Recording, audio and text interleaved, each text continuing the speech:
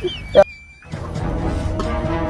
দাঁড়া, এই আমি যে আমার বাবার বাড়িতে কিস্তি আর টাকাই না দিলাম 1,500, তোরে কিস্তি দিতি, তুই কিস্তি না দিয়া তুই কই গেছ? কিস্তির ছাড় দিয়া বাড়ি চিগা পাগলা করে গেছে। বাইতে খেস খেস করে বাক করলে পেঁয়াজ ছুইলে মন থাক এত ফকট ছিঁড়ে বলে আছে আমি করতে দেবো। ও ইডি হলো তোর বানুড়ি তোর পকেট চিরা টাকা আইটা গেছে গা না, নাকি টাকা তুই কোনো মাগিরে দিয়াইছ? এই লো তোর একটা স্বভাব, তোর সন্ধ্যা স্বভাব তার জীবনে দায়িত্ব না বুঝছো? এক কিস্তি দিতে না দাঁড়া উঠে গিয়া তাই দিয়ে মারে। এই দাঁড়া, তুই কিস্তি টাকা কি করছ জবাব দিয়া যাবি।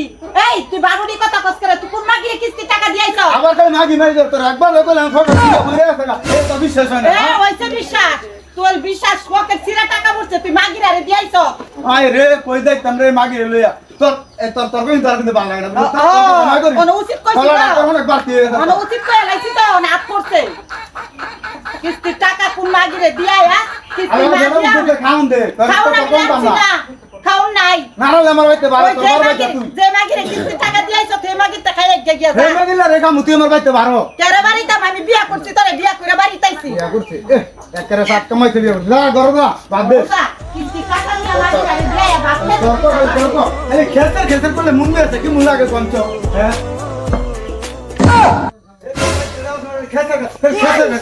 এই তুমি আসবারও কি জন্য? এই দাঁড়াও, করবি না কেসের কাছে তোমার ব্যাগ কি? ব্যাগ নিয়ে কই যাইতাছো তুমি? ব্যাগের মধ্যে কাপড়টা মুড়ি শুরু হয়েছে গাড়ি খেতে আমার কাজ করি কেন দিতে লাগে না এইটা তোকে জবাব দিয়ে দাও কি করি হ্যাঁ তোকে কোনো জবাব দিতাম না তুই থাক ও খালি বাইনা বইনা যাও যাও যাও দেখছি।